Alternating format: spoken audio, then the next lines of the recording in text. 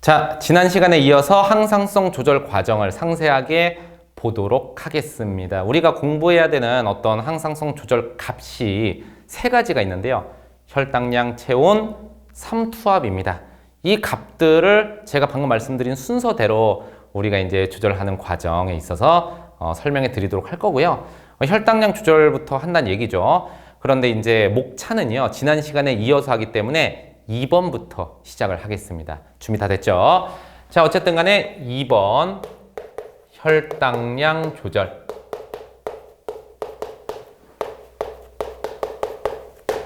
혈당량의 뜻은 뭐 아시겠지만 여러분 몸 안의 혈액에서 액체 부분을 혈장이라고 하고요.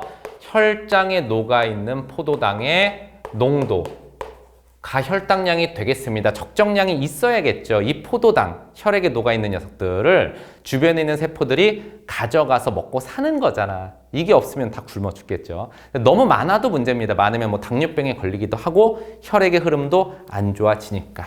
일정하게 돌리고는 싶으나 우리가 생활을 하다 보면 뭐 식사를 하거나 혹은 뭐 공복 상태거나 식사의 반대죠. 아니면 운동으로 포도당을 빠르게 소비하는 경우가 있습니다. 이러면 식사는 혈당량이 증가하는 요인, 공복이나 운동은 혈당량이 감소하는 요인으로 작용을 할 수가 있겠죠. 이때 우리의 항상성 조절 중추가 가만히 있지 않고 원상태로 돌리는 과정을 배운다라고 보시면 될 것 같아요.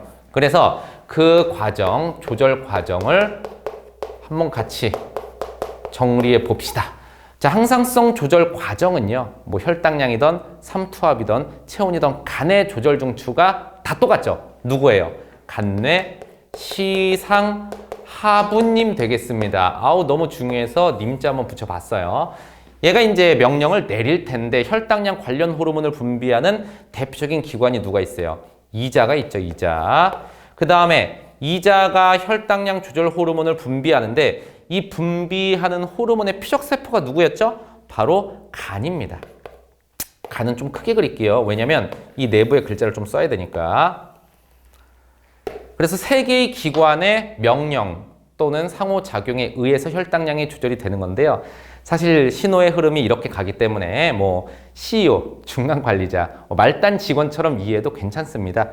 어쨌든 시상하부에 어떤 자극이 왔냐? 고혈당부터 갑시다.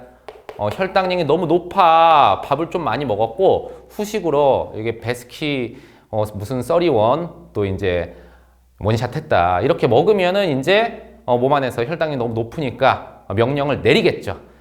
시상하부가 먼저 이자한테 명령을 내리는데 이 신호는 원거리 신호기 때문에 호르몬 아니면 신경입니다. 이자 자극 호르몬이라고 있어요, 없어요? 찾아봐요. 없죠? 그러면 신경입니다. 여기서 혈당이 높아 지금. 그럼 높이라고 명령 내려, 낮추라고 명령 내려. 당연히 낮추라고 하겠죠? 그럼 교감일까요? 부교감일까요? 혈당량 낮추는 거는. 부교감 신경으로 갑니다. 그럼 부교감 신경에서 신경전달 물질이 분비가 되면 이자의 베타세포가 흥분을 하게 되고 베타세포에서 나오는 호르몬이 간으로 가는데 이게 바로 뭐예요? 인슐린이죠. 인슐린의 기능이 바로 혈당량을 낮추라는 건데요. 지금 혈액에 포도당이 많다는 거 아닙니까?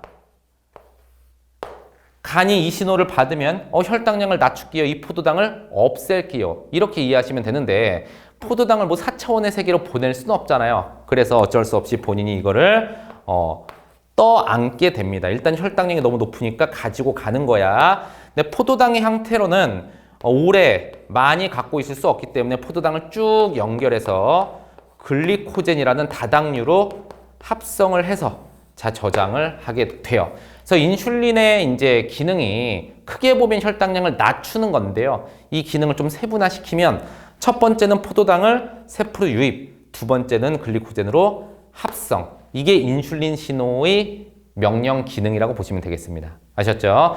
어쨌든 간에 포도당을 가져가서 간에 짱 박았으니 혈당량은 내려갔을 거야. 근데 시간이 지나서 오랫동안 밥을 안 먹어서 혈당량이 떨어지는 신호가 왔습니다. 즉 저혈당 자극이 시상하부에 가해져요. 그럼 아까랑 반대의 신호를 보내겠죠. 혈당량을 높이라는 명령을 내리는 겁니다. 그러면 부교감신경이 반대니까 무슨 신경이가? 교감신경이 가고요. 교감신경이 이자에 신호를 보내면 알파세포가 흥분을 하게 됩니다. 알파세포에서는 어떤 호르몬이 나와요? 글루카곤이 나오겠죠. 글루카곤의 기능은 크게 보면은 혈당량을 높이는 건데요. 세분화시키면 어떻게 높일 것이냐. 혈액에 갑자기 포도당을 막 생성할 수는 없잖아. 혈액에서 광합성이 일어나는 건 아니니까 아까 짱 박았던 걸 꺼내게 됩니다. 글리코젠을 포도당으로 분해하는 게 첫 번째. 이 포도당한테 야 이제 나가 굿바이 즐거웠다.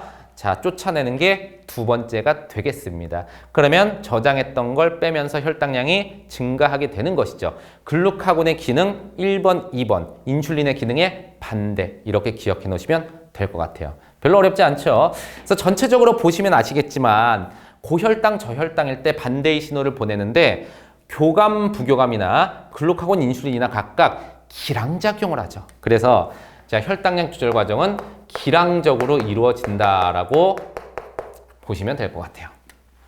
어쨌든 요거 흐름 그렇게 많이 복잡하진 않으니까 정리 한번 해주시고요.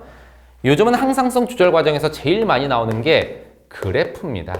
혈당량 조절하고 관련된 그래프도 대표적인 거 두 개만 볼게요. 첫 번째 그래프는 이렇게 한번 그려볼게요.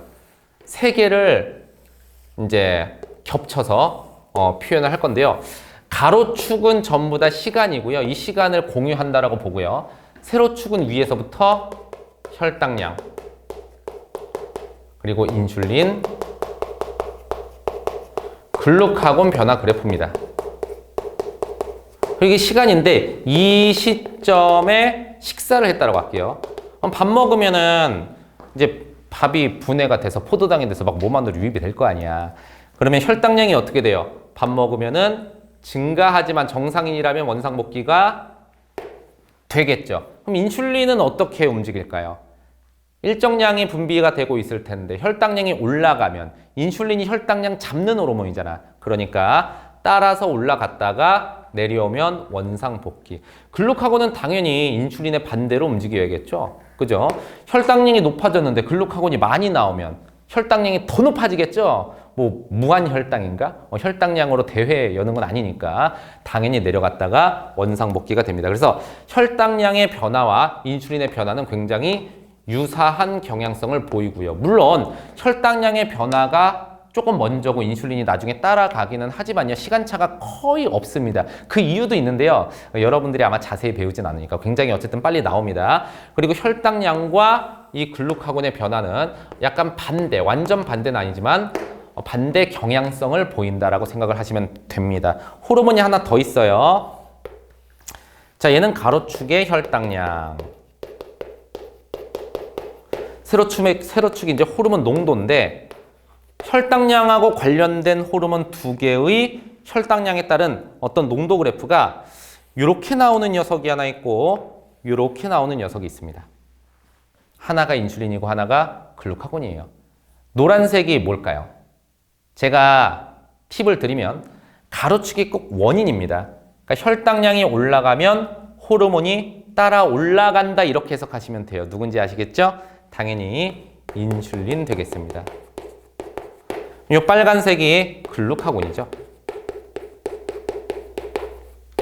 대표적인 그래프 두 개고요. 이거 말고도 이제 그래프는 늘 평가원에서 창조를 하기 때문에 개념을 이해하는 게 가장 중요합니다. 그래도 이 두 친구는 기출 봐도 종종 보일 거예요.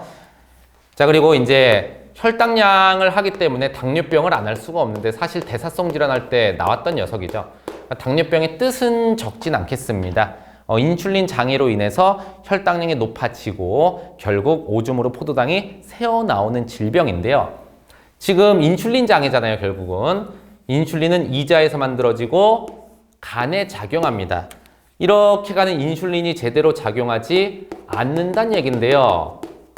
둘 중에 하나겠죠. 먼저 이자가 문제인 거야. 여기서 생성이 돼 안 돼? 생성 또는 분비가 안 되는 경우가 있을 수 있고요. 인슐린이 아주 잘 나오는데 나오면 뭐해? 간이 못 받아.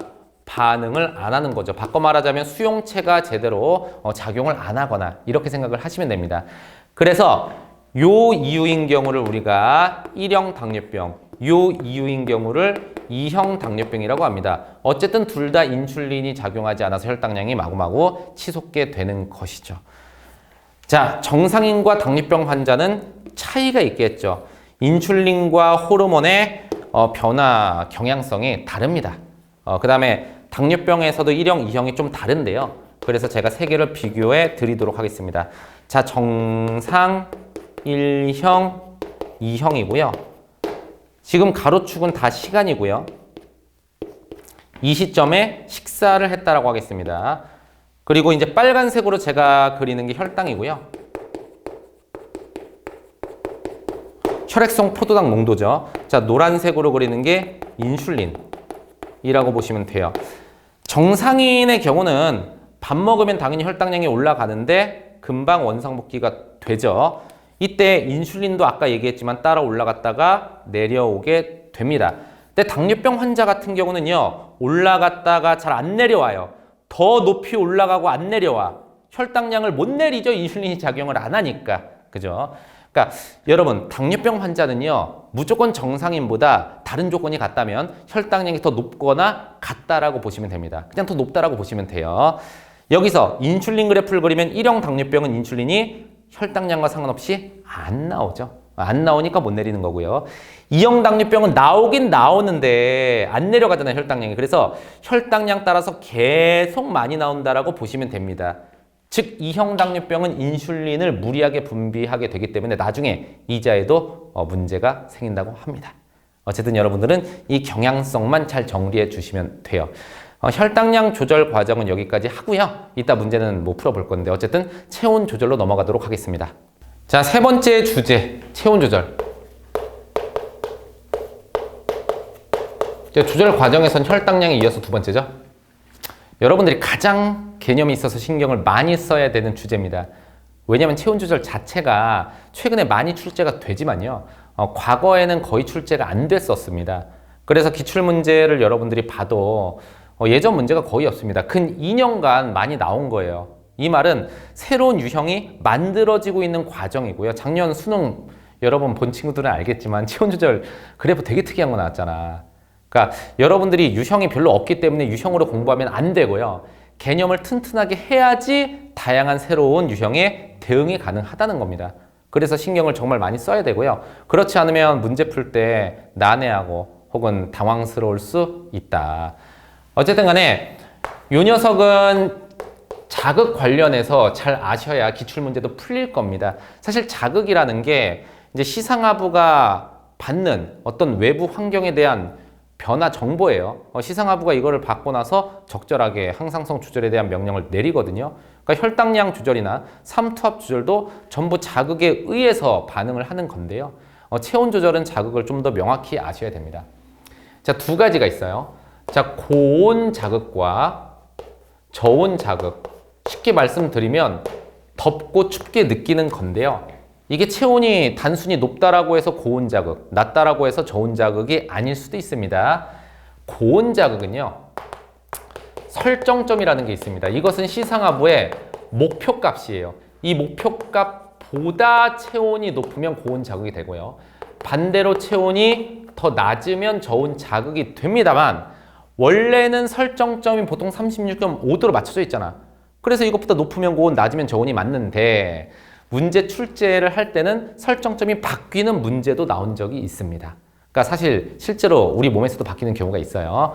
그래서 이렇게 명확히 챙겨 주셔야 되고요. 두 번째로 열 에너지에 대해서 좀 얘기를 해봅시다. 우리 사람이요, 체온이 36.5도로 유지가 되고 있잖아요, 평소에. 그러면 주변 온도, 기온이 36.5도면 쾌적하고 행복할까? 생각을 해봐요. 지금 강의 듣고 있는 여러분의 집 혹은 교실이 36.5도야. 좋아? 전혀 좋지 않죠. 벌써 막 숨이 가빠오죠. 그죠? 굉장히 덥습니다. 왜 이런 일이 벌어질까요? 우리 몸은요, 원하던 원치 않던 간에 끊임없이 열을 만들고 있습니다. 왜? ATP 만들려면 열이 발생하니까. 그래서 적절하게 밖으로 빼줘야 됩니다. 열 방출, 열 발산이 이루어져야 되는데 그러려면 주변 온도가 우리 체온보다 좀 낮아야지 열이 나가겠죠. 그러니까 같으면 열이 안 나가니까 더운 거야. 그렇다고 해서 너무 기온이 낮으면 열이 빠르게 나가기 때문에 이때도 문제가 되는 겁니다. 그래서 우리 몸은 두 개를 끊임없이 같게 만들려고 유지 명령을 내리는 건데요. 가령 예를 들어서 저온 자극을 받으면 춥다는 얘기죠. 열을 어떻게 만들어야겠죠. 발생은 늘리고 뺏기면 안 되니까 방출을 낮추는 겁니다. 반대로 고온 자극, 너무 더워 신호가 오면요. 열을 만들면 안 되겠죠. 발생을 최대한 줄이고 방출을 늘리는 방식으로 조절 명령을 내리게 됩니다. 이해가 가시죠? 자, 어쨌든 간에 기본 개념을 가지고 조절 과정을 들어가 보도록 할 텐데요. 자, 먼저 추울 때, 즉 저온 자극일 때를 보도록 하겠습니다. 당연히 항상성이니까 조절 중추는 변함없이 시상하부가 되고요. 시상하부가 지금 저온 자극이니까 추운 거죠. 춥다라고 인식을 했으니까 체온을 유지하기 위해서 두 가지 목표를 세웁니다. 첫 번째, 야, 너 저기에 대응을 하려면 열을 만들어야 돼. 열 발생을 늘려야 해. 두 번째, 열만 만들면 안 돼. 만들고 다 뺏기면 호구야, 호구. 그러고 싶진 않지? 열 방출을 줄여야겠다. 두 가지 명령을 동시에 내릴 겁니다. 먼저 열을 만드는 방법은요. 우리 몸에서 뭐 하면 돼요? 아까 얘기했지만 물질대사, 즉 세포호흡을 많이 하면 되죠. 물질대사 또는 세포호흡을 많이 하면 되고요. 또는 골격근 떨림이 일어나면 됩니다. 골격근 떨림이 일어나면 왜 열이 발생합니까? 자세한 건 생명과학 1에서 배우진 않는데요. 골격근 떨림할 때 ATP 소비를 하면 열이 많이 발생하게 됩니다. 뭐 근육이 마찰이 일어나고 이런 건 아닙니다. 마찰 일어나면 근육이 파괴가 되겠죠. 그죠? 자, 어쨌든 간에 마찰열은 아니고요. 요건데 먼저 세포호흡을 하려면 시상하부가 명령을 내려야 될 거 아니야. 세포호흡 촉진 명령어가 있죠. 호르몬 중에서 누구야? 티록신. 근데 티록신이 나오려면 자, 순차적으로 TRH 나오고 TSH 나오고 그 다음에 티록신 분비되면 됩니다. 여기서부터 쭉쭉쭉 많이 나오면 세포호흡을 하라는 명령이긴 한데 명령만 내리면 뭐해? 재료를 공급해줘야 될 거 아니야. 세포호흡의 재료는 뭐예요? 포도당. 그럼 혈당량을 높여야겠죠. 혈당량 높이는 명령 호르몬이 뭐가 있어요? 글루카곤. 근데 글루카곤은요, 혈당량이 내려갈 때 분비되는 거고요. 지금은 혈당량이 내려간 건 아니고 저온인데 혈당량을 높이고 싶어. 이때는요, 글루카곤보다 누가 나와? 에피네프린이 나옵니다. 근데 에피네프린은 부신 속질에서 나오죠. 그럼 속질의 명령을 내려야 되는데 헷갈리면 안 됩니다. 부신 속질 자극 호르몬이 없어요. 그래서 신경이 가는데 에피네프린을 부르기 위해서 부신 속질에는 무슨 신경이 가? 교감신경이 갑니다. 교감신경에서 나오는 게 노르에피네프린이고 에피네프린이 기능이 비슷하니까 같이 짝지어주면 되겠죠. 그래서 이 과정에 의해서 세포호흡이 일어나고요. 골격근 떨림은 당연히 무슨 신경이야? 체성신경이긴 한데 아니 감내시상하부가 체성신경을 쓴다고? 이럴 때는 사용을 합니다. 그래서 불수의적 체성신경, 불수의적 골격근 운동인데요. 사실 출제가 될 확률이 거의 없어요. 그냥 요것만 아시면 됩니다. 신호는 됐고. 오케이? 자, 이렇게 해서 우리가 열심히 열을 만들었고 열을 이제 뺏기고 싶지 않아. 안 뺏기려면 어떻게 해야 돼? 우리 몸에서 가장 많은 열 에너지를 갖고 있는 게 역시나 비열이 높은 물입니다. 그러니까 혈액이에요, 혈액. 혈액이 겉으로 돌아야 돼, 몸 안으로 돌아야 돼. 몸 안으로 돌아야 열을 안 뺏기겠죠. 그래서 몸 바깥에 있는 혈관인 피부 근처 혈관 있죠. 혈관을 전부 다는 아닌데 최대한 수축을 시킵니다. 이 말은 피부 근처의 혈류량을 줄이겠다는 얘기야. 몸 안으로 혈액을 돌기 위해서 열을 안 뺏기겠다. 그럼 이것도 역시 명령을 내려야 될 텐데요. 이런 명령 호르몬 없죠. 신경입니다. 신경인데 무슨 신경? 역시 체온을 높이려는 신호니까 교감신경. 저온 자극이니까 체온 높이려는 신호를 보내겠죠. 교감신경이 가게 됩니다. 아셨죠? 참고로 여기서 뭐가 제일 중요하냐면 요 과정이 제일 중요합니다. 요 과정이.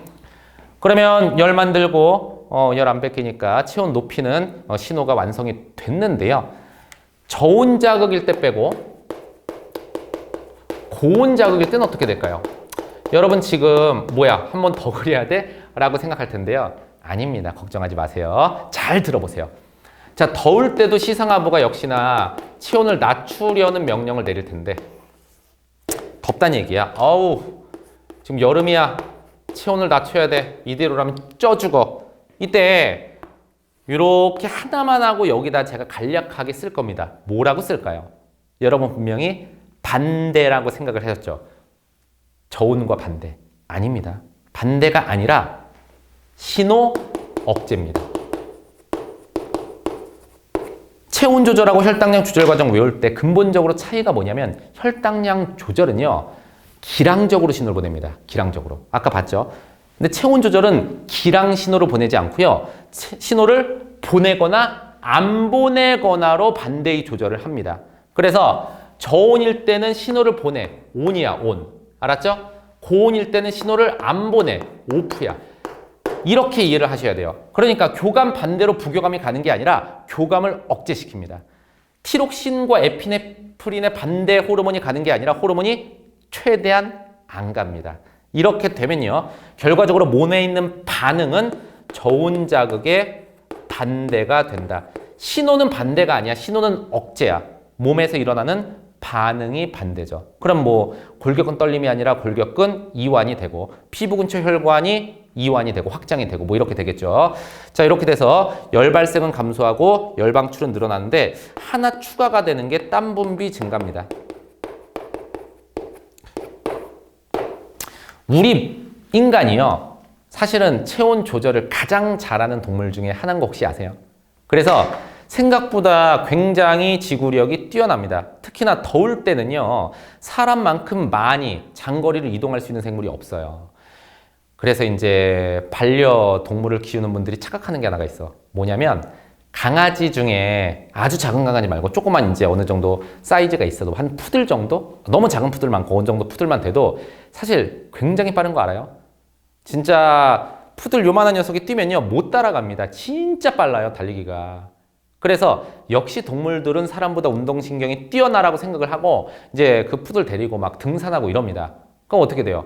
가다가 갑자기 헥헥대더니 탈진할 수도 있습니다. 그냥 뻗어요. 그래서 어쩔 수 없이 강하지 않고 도중에 내려오는 거죠. 사실 저희도 그런 적이 예전에 있었거든요. 왜냐면 강아지가 순발력은 빠르지만 지구력은 우리보다 떨어져요. 왜냐면 땀 분비가 안 돼서 열 방출이 잘 안 돼. 오래 못 버틴단 말이야. 그러니까 사람이 장거리 이동 능력이 가장 뛰어난 생물 중에 하나고요. 개는 물론이고 훈련만 좀 된 사람이라면 말보다도 하루 동안 총 이동 거리가 더 길어집니다. 웬만한 말보다. 그 정도예요. 되죠? 뭐 시험에 나오는 건 아닌데 아는 척 한번 해봤고요. 어쨌든 간에 이렇게 이제 체온 조절을 한다라고 보시면 됩니다. 역시 체온 조절 관련된 그래프도 있는데요. 자, 첫 번째로는 가로축이 체온, 세로축이 열 에너지. 자, 체온 가운데는 36.5도입니다. 그래서 체온에 따라서 열 에너지, 뭐 방출을 조절하거나 혹은 발생량을 조절하는데요. 자, 요 그래프랑 요 그래프 중에서 하나가 발생이고 하나가 방출입니다. 노란색이 뭘까요? 자, 힌트는 아까랑 똑같아요. 가로축이 원인이니까 체온이 증가할수록 늘어나는 겁니다. 이게 열 발생일까? 체온이 증가하는데 열을 더 만들어? 뭐 자연 발화하려고? 그건 아니잖아. 이거는 열 방출입니다. 그러면 빨간색, 저온으로 갈수록 더 늘려야 되는 게 열 발생이 되겠죠. 이해가시죠? 여기까지 하려다가 그냥 하나 더 할게요. 이것도 이제 지금 문제 보면서 해도 되는데 그냥 하나 더 하는 게 낫겠다는 생각이 들어요. 자, 가로축이 시간이고요. 세로축은 뭐 체온이나 설정점이 들어갈 건데요. 우리 몸에서 설정점은요, 보통 36.5도를 유지하고 있는데요. 우리가 뭐 병원체 감염이 되거나 하면 설정점을 갑자기 높입니다. 그 다음에 정상이 되면 다시 낮추죠. 그러면 설정점에 따라서 이게 목표값이니까 우리 몸의 체온도 변화가 있겠죠. 설정점을 높이면 목표를 따라갑니다. 체온이. 체온도 높일게. 그래서 여기까지 올라가고 설정점을 낮추면 다시 체온이 내려가게 됩니다. 자, 여기까지 이제 체온이 설정점과 일치하는 구간이고요. 그래서 자, 시점을 5개로 쪼갤 건데요.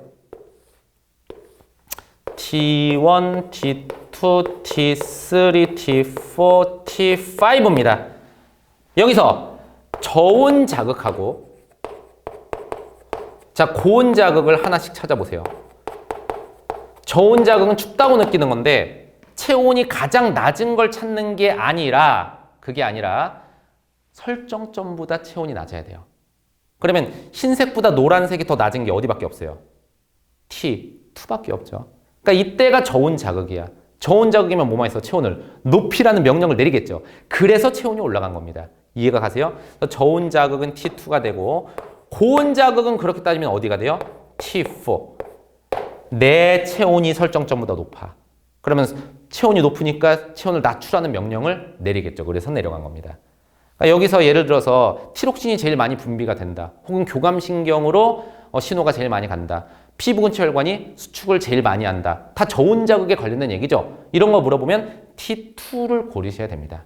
이해가 가시죠? 자, 여기까지 해서 체온 조절 정리하고 좀 내용을 많이 했어요. 그 다음에 삼투압 조절 마지막으로 넘어가겠습니다. 자, 여러분 네 번째 마지막 조절할 것은 삼투압입니다. 사실 이 삼투압 앞에 생략된 게 뭐냐면 여기 혈장 삼투압인데요. 삼투압의 뜻이 뭐 이렇게 처음 들어본 건 아니겠지만 좀 애매하죠. 그냥 우리 몸에 있는 혈액의 총 농도라고 보시면 됩니다. 그러니까 총 농도니까 뭐 혈당량도 여기에 포함이 되고요. 대부분은 무기염료의 농도로 보시면 돼요. 뭐 나트륨 이온이라든가 칼륨 이온이라든가 또 다양한 이온들이 있거든요. 그러니까 우리 몸에 있는 혈액도요. 이온 음료 비슷한 성질을 갖고 있기 때문에 일정한 농도가 있고 그걸 유지를 해야 된다. 그런데 뭐 마찬가지로 늘 일정하게 유지가 되진 않는 게 우리가 뭐 맹물을 섭취할 수도 있고요. 많이 먹죠. 반대로 소금물을 먹는 경우는 거의 없지만 뭐 김치찌개나 혹은 라면 국물이나 이런 걸 소금물 비슷하게 보시면 됩니다. 이런 걸 마실 수도 있죠. 이때 당연히 물을 섭취하면 혈장 삼투압이 감소하고 소금물을 먹으면 증가하겠죠. 이유는 우리 혈액도 농도가 있는데 물은 그보다 낮고 소금물은 그보다 높기 때문이다. 그래서 몸 안에 흡수가 되면 혈장 삼투압을 높이거나 낮추는 영향을 발휘하게 되는 것이다. 어쨌든 간에 혈장 삼투압이 우리가 원하는 목표값에서 멀어졌을 때 이거를 조절하는 방식은 두 가지가 있습니다. 애초에 우리 혈액도 용액이고요. 용액은 용매와 용질로 구성이 되어 있죠. 용매가 녹이는 물질이고 물이고 용질은 녹아있는 물질, 뭐 포도당부터 무기염료가 다 포함이 됩니다. 근데 만약에 우리가 혈장 삼투압이 높다라고 생각해 보세요. 몸의 농도가 높아. 이때 용질, 즉 무기염료를 없앨 수도 있을 텐데 종류도 굉장히 많고 얘네들을 어떻게 순식간에 없애거나 배출할 수 있는 몸에 장치가 없어요. 그래서 두 번째 방법은 혈장 삼투압이 높을 때 그냥 물을 많이 늘려서 농도를 묽게 만드는 거지. 그러니까 우리는 결국 물의 양으로 조절한다라고 배경지식을 가지고 가시면 좋겠습니다. 그래서 어쨌든 조절 과정 한번 들어가 볼게요. 당연히 중추는 간내 시상 하부고요. 이번엔 뇌하수체를 그려봤습니다. 굉장히 여기서 중요하니까. 지금 여기에 혈장 삼투압이 뭘로 할까요? 혈장 삼투압이 높다라고 해봅시다. 몸이 쉽게 말하면 짠돌이야. 이게 이제 몸의 농도가 높다는 얘기죠. 그러면 물로 조절을 해야 되는데 물을 줄여야 돼, 늘려야 돼? 물을 늘려야 됩니다. 물을 늘리는 방법은요. 콩팥한테 시키면 되는데요. 콩팥이 오줌 만드는 기관이죠. 여기서 물을 많이 재흡수할 수도 있고요. 혹은 재흡수하지 않고 내보낼 수도 있습니다. 지금 몸이 짜서 물이 많이 필요하니까 콩팥한테 명령을 내리는 거야. 야, 지금 물 더 나가면 안 돼. 너 지금도 짠데 물 더 내보내면 슈퍼 짠돌이 돼. 겁나 짜죠. 그러니까 물을 최대한 몸 안으로 끌어당길래? 라고 신호를 보냅니다. 누가 누구한테? 후엽이 콩팥한테. 제가 설명해드린 가장 중요한 호르몬이죠. 무슨 호르몬? 항이뇨 호르몬이 되겠습니다. 수분 재흡수 촉진의 명령어로 작용을 하죠. 약자는 ADH. 이게 많이 나오면 야, 수분 재흡수의 명령이 가는 것이고요. 콩팥은 그대로 수행을 하기 때문에 수분 재흡수량이 증가하게 됩니다.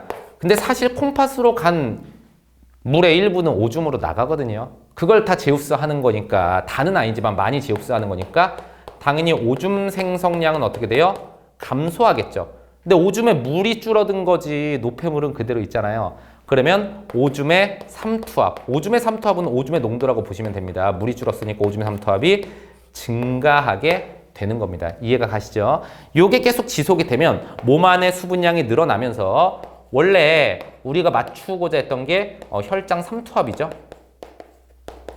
몸 안에 물이 늘어났잖아. 높았던 게 낮아지게 됩니다. 어디까지? 정상까지 낮아지게 되겠죠. 요거 이해가 가시죠? 그래서 요 과정에 있어서 여러분들이 원인, 과정, 결과를 정확히 구분을 하셔야 됩니다. 자, 봐요. 학생들이 자꾸 실수를 하는데 이게 원인입니다. 혈장 삼투압이 높아서 조절을 하려고 한 거야. 그 다음에 항인유 호르몬이 분비되고 수분지 흡수하고 그 과정에서 오줌량도 이렇게 조절이 됐죠.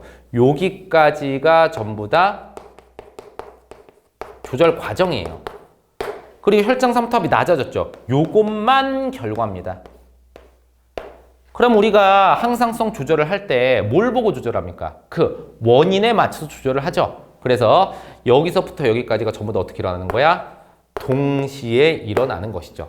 그래서 혈장 삼투압이 높아서 네 가지가 일어난 것도 맞지만 이 네 가지가 일어나는 시점이 혈장 삼투압이 높아서도 맞아요. 가령 예를 들어서 수분지 흡수가 많아. 혈장 삼투압 어때? 라고 하면 높다라고 하셔야 됩니다.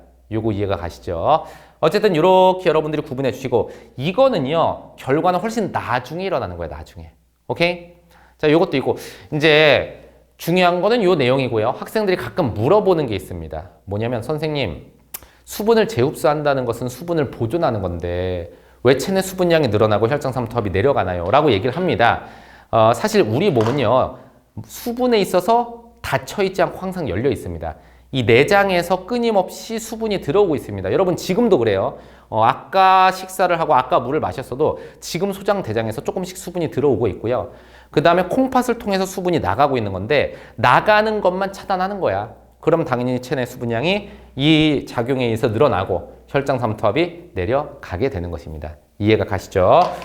자, 만약에 반대로 좀 줄여서 쓸게요. 혈장 삼투압이 낮아지는 자극, 몸이 싱거워졌어. 이런 자극이 오면 오른쪽에서 일어나는 것과 정확히 자 반대 과정이 일어납니다. 항인유 호르몬이 안 나와서 수분지 흡수를 안 하겠죠. 몸이 싱거우니까 수분지 흡수하면 안 되지. 안 하겠죠. 그래서 자 반대 과정이 일어난다. 여러분들이 충분히 정리할 수 있을 거라고 생각을 합니다. 자, 삼투압 조절과 관련된 그래프도 몇 개가 있습니다. 자, 가장 기본적인 그래프부터 한번 설명해 드릴게요. 자, 두 개의 그래프인데요. 같이 기억을 하셔야 됩니다. 얘는 가로축에 자, 혈장 삼투압이 들어가고 오른쪽 그래프는 가로축에 혈액량 또는 혈액량과 비례하는 게 혈압이거든요. 당연히 혈액이 많으면 혈관이 받는 압력이 높아지겠죠.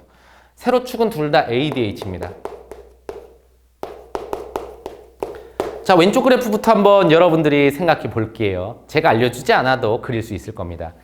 혈장 삼투압이 증가한대. 그럼 몸이 짜지잖아. 가로축이 원인이거든요. 그럼 ADH 어떻게 돼? 저거 수분지 흡수 명령어거든요. 당연히 늘어나야 되겠죠.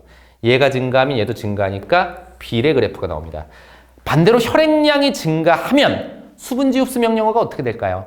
혈액량이 늘어나는데 막 수분지 흡수 더 하라고 그래? 그럼 몸에 물 더 늘려? 안 그래도 물 많은데 혈관의 한계를 시험해보나? 아니죠. 혈액량이 증가하면 수분지 흡수를 하면 안 되니까 ADH가 감소해서 반비례 그래프가 나오는 겁니다. 이거 쉽죠? 자, 그 다음 그래프 하나만 더 할게요. 자, 이번에는 가로축이 시간이고 세로축이 사실 여러 개가 들어갈 수 있는데 가장 기본 그래프인 혈장 삼투압 그래프로 갈게요. 일정량을 유지하고 있었는데 우리 몸의 농도가 유지가 되고 있었는데 이때 예를 들어서 물을 1리터 원샷 했다라고 칩시다. 그러면 체액보다 물의 농도가 낮으니까 결국 흡수가 돼서 혈장 삼투압 농도가 낮아지겠죠. 하지만 우리 몸은 항상성 유지를 하기 때문에 원상복귀가 됩니다.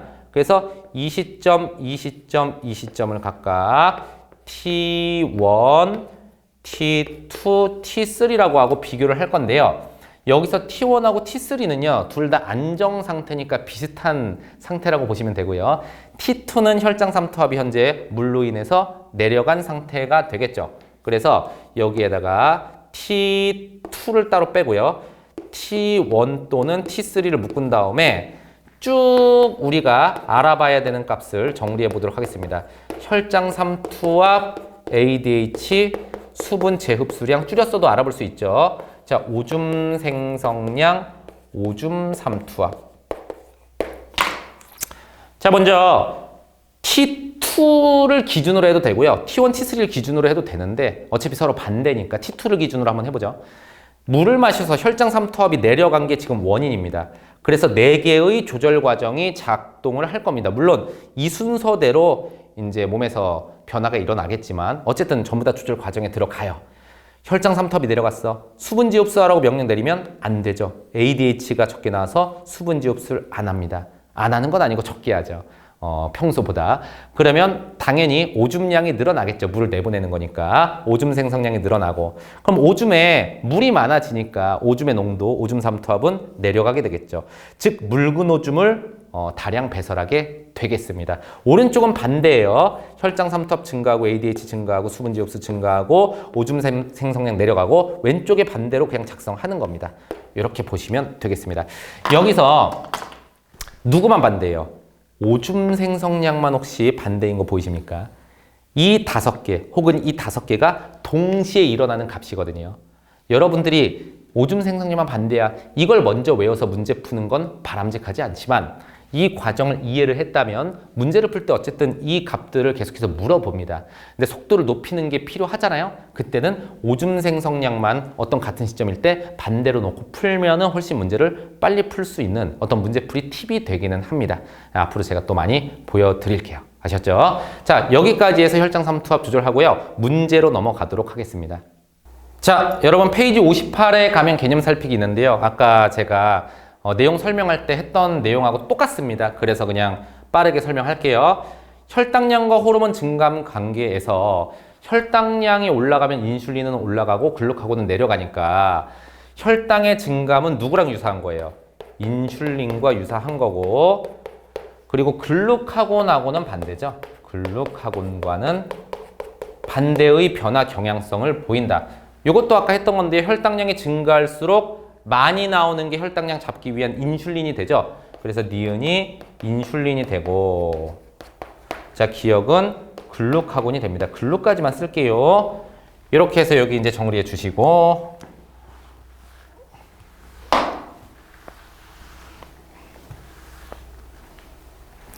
또 아까 했던 거네요.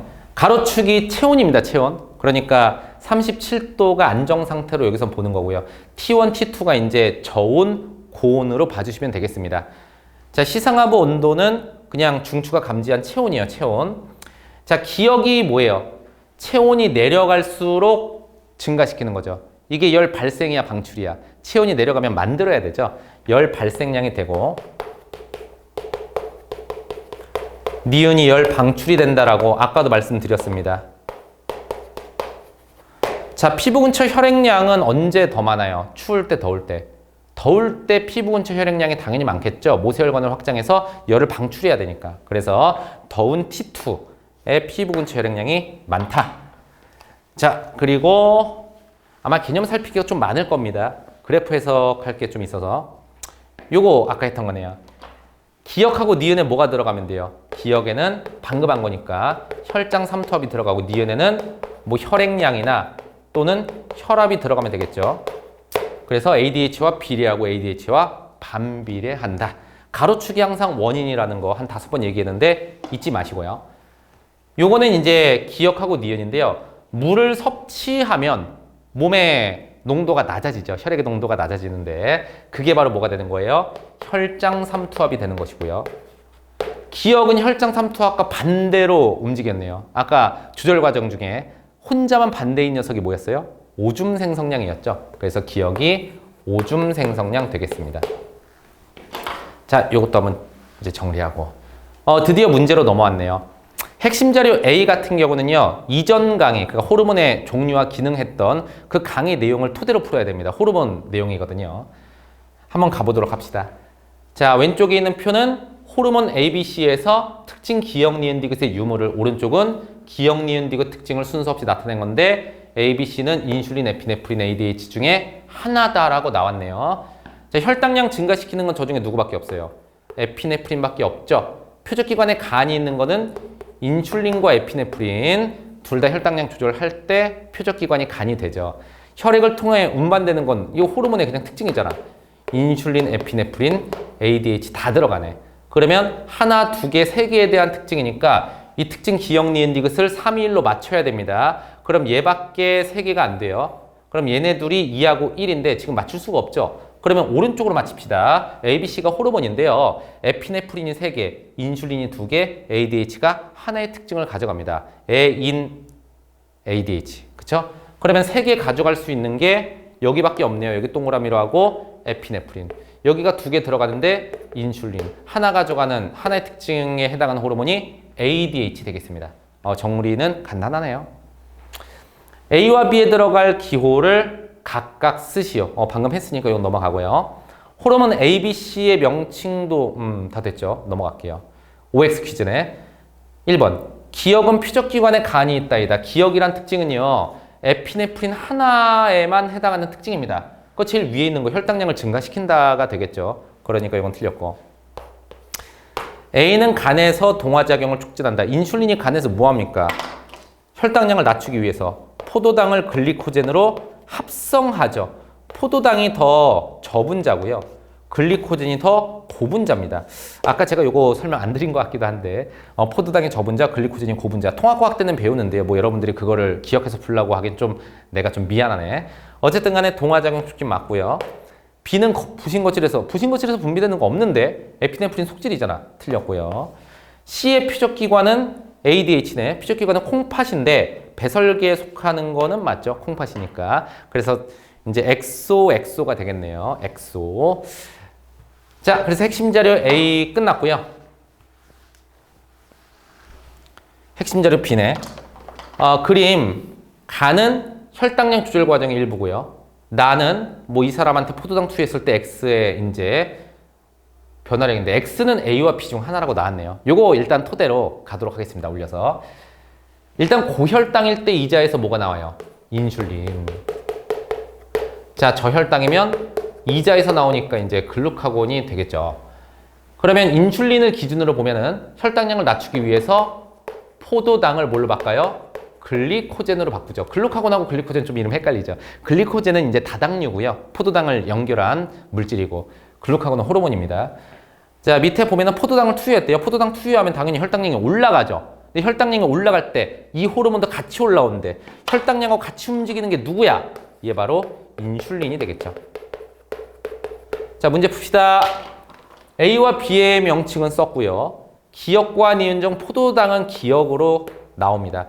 호르몬 X는 A와 B 중 누구냐? X가 인슐린인데 A가 인슐린이니까 A가 되겠네요. 그죠? 이렇게 이제 마무리하고요. 4번 OX 퀴즈네. 혈당량의 조절 중추는 시상하부이다. 항상성 조절 중추는 다 시상하부로 갑시다. 호르몬 B의 농도는 T1일 때보다 T2일 때 높다. 호르몬 B의 농도는 글루카곤인데 인슐린과 반대로 움직이겠죠. 그러면 T1, T2 비교할 때 T2에서 오히려 낮을 겁니다. 그런데 T1보다 T2에서 높다라고 했으니까 틀렸고요. 혈당량 물어봤네요. 혈당량은 이 인슐린과 변화량이 거의 같죠. 자, T2, T3 물어봤으면 T3가 낮고 T2가 높아요. 근데 T2일 때보다 T3일 때가 낮다라고 했으니까 맞네요. 자, 호르몬 A와 B는 기량적으로 작용을 한다. 가장 대표적인 기량작용이 인슐린과 글루카곤이죠. 그래서 맞다. 이렇게 여러분 정리해 주시면 되겠습니다.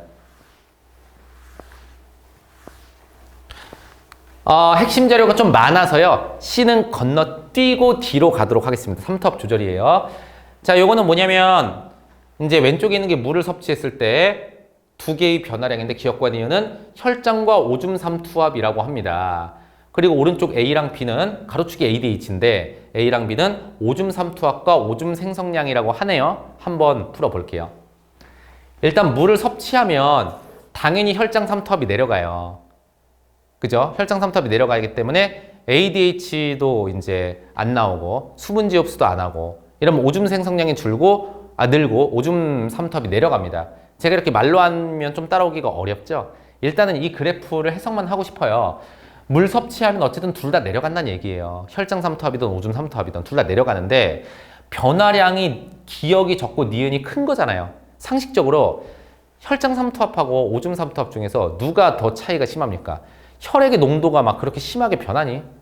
그러면 안 되죠. 근데 오줌은 그때그때 색깔조차도 많이 다르잖아요. 그죠? 물론 색깔이 다른 요인이 삼투압만 있는 건 아니지만 어쨌든 간에 변화량이 적은 기역이 혈장 삼투압이 되고요. 큰 게 오줌 삼투압이 됩니다.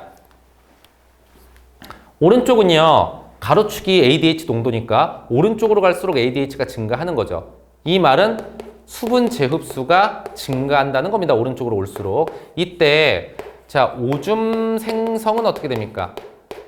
당연히 수분지 흡수라니까 오줌 생성이 줄고요. 그 다음에 오줌 삼투압은요. 반대로 늘어나겠죠. 그럼 여기서 감소하는 A가 오줌 생성량이 되고 자 B가 오줌 삼투압이 되겠습니다. 자 문제 한번 풀어볼까요? 기역과 니은에 해당하는 거는 이미 구했고요. A와 B에 해당하는 것도 구했으니까 넘어갈게요. 자 OX 퀴즈네요. ADH의 피적기관 콩팥, 분비기관은 뇌하체 후엽, 그 다음에 조절중추는 시상하부, 피적기관은 콩팥 다 하는 거죠. 땀을 많이 흘리면 기역은 감소한다. 땀을 많이 흘리면 몸 안에서 수분량이 줄어들거든요.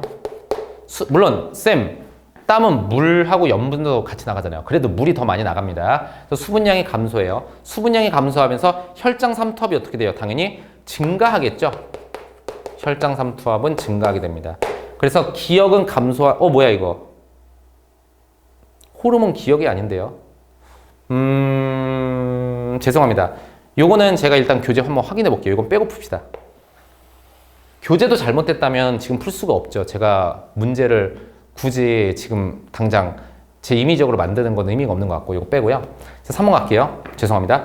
ADH의 농도는 구간 1보다 2에서 높다. 지금 1하고 2를 비교하는 문제가 3번, 4번이니까 한 번 해볼게요. 1보다 2에서 2를 구하라는 거잖아요. 그럼 2를 기준으로 보겠습니다. 2는 일단 원인이 되는 혈장 삼투압이 1보다 높아요. 그럼 2를 가보면 혈장 삼투압이 높아요. 이때 상대적으로 ADH가 많이 나와서 수분지 흡수를 당연히 많이 하겠죠. 1보다는. 수분지 흡수 많이 하면 물을 쪽 빨아들이니까 오줌 생성량은 줄고 오줌에 물이 적으니까 오줌 삼투압은 늘어납니다. 이것이 1에 비해서 2가 갖는 값의 정리예요. 물론 문제를 풀 때 제가 오줌 생성량만 반대로 풀면 된다라고 했죠. 하지만 개념을 정확히 아는 게 중요하고 부족한 학생이 있을 수 있으니까 이게 개념 강의니까 한번 쭉 써봤어요. 어쨌든 간에 ADH는 2가 높죠. 그래서 2에서 높다가 맞고 오줌 생성량은 2가 적죠. 2에서 높다가 틀린 게 되겠습니다. 할 수 있겠죠. 자 여러분 이번 강의가 조금 길었죠. 여러분 좀 집중 하시느라 고생 많았고요. 2단원도 사실 난이도가 조금 있는 편입니다. 아주 어렵진 않은데 신경계 정도 난이도가 돼요. 근데 여러분 제가 처음에 도입부에서 무슨 얘기했어요? 출제 비중이 굉장히 높다라고 했죠. 문제수가 막 3개씩도 나오잖아요. 그거에 비하면 공부량이 엄청 많은 단어는 아니니까 그 출제 비중에 비하면 여러분들이 신경 좀 많이 써주시고요. 단 기출문제 보면요 해석이 조금 난해한 것들이 있을 거예요. 새로운 유형도 자꾸 나오기도 하고 그런 거는 나중에 제가 기출문제를 잘 풀어드리도록 하겠습니다. 어쨌든 다음에 방어작용으로 찾아뵙도록 할게요. 여러분 고생 많았습니다.